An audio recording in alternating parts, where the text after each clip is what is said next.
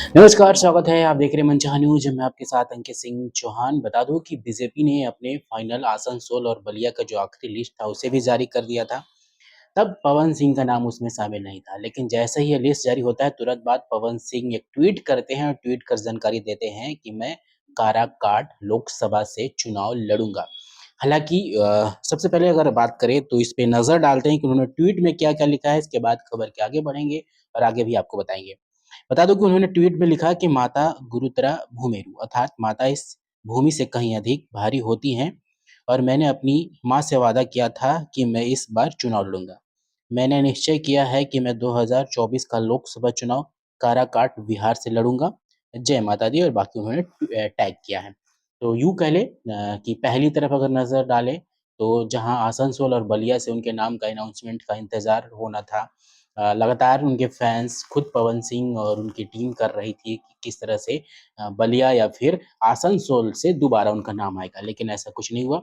जैसे ही बीजेपी ने अपनी उम्मीदवारों की लिस्ट जारी की, बलिया और न ही आसनसोल नज़र आए, तो तुरंत पवन सिंह ने ट्वीट कर जानकारी दी कि वह जो काराकाट लोकसभा क्षेत्र है, वहाँ से चुनाव लड़ते हुए नज़र आएँगे। ऐसे में भोजपुरिया इंडस्ट्रीज़ और साथ ही साथ भोजपुरी फैन्स और पवन सिंह के फैन्स के लिए एक बड़ी खबर है और खुशखबरी वाली भी खबर है कि पवन सिंह ने चुनाव लड़ने की जो जगह है, उसका अनाउंसमेंट कर दिया है। हालाँकि पार्टी अभी भी अनाउंसमेंट नहीं की है कि वह किस पार्टी से लड़ेंगे।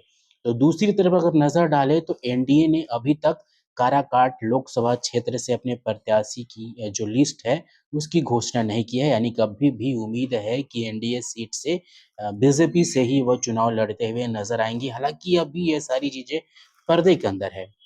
लेकिन इतना स्पष्ट है कि एनडीए ने अपने उम्मीदवार की घोषणा नहीं की है। ऐसे में एक बड़ा सवाल है कि क्या पवन सिंह एनडीए के ही टिकट से, क्या बीजेपी के टिकट से ही चुनाव लड़ेंगे?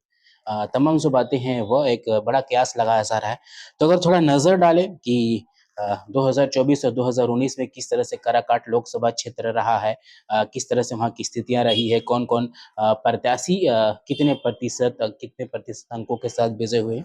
तो अगर नज़र डालें तो काराकाट लोकसभा सीट फिलहाल अभी जदयू के महाबली कुशवाहा सांसद हैं वहाँ से, जो लास्ट 2019 में वो वहाँ से विजयी हुए थे। 2019 के लोकसभा चुनाव में उन्होंने आरएलएसपी के उम्मीदवार उपेंद्र कुशवाहा को हराया था। 2024 में लोकसभा चुनाव में आरएसपी के उपेंद्र कुशवाहा ने यह सीट जीती थी।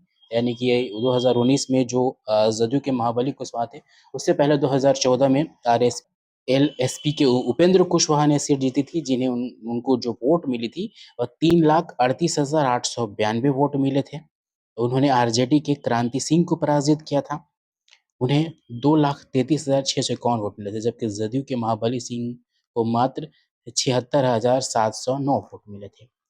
ऐसे में लोकसभा चुनाव की अगर बात करें 2024 के लिए, तो भाकपा माले में राजा राम सिंह कुशवाहा को, राष्ट्रीय लोक मोर्चा ने उपेंद्र कुशवाहा को और एआईएमआईएम यानी कि असदुद्दीन ओवैसी का जो पार्टी है, उसे प्रियंका चौधरी को इस सीट से उम्मीदवार बनाया गया है।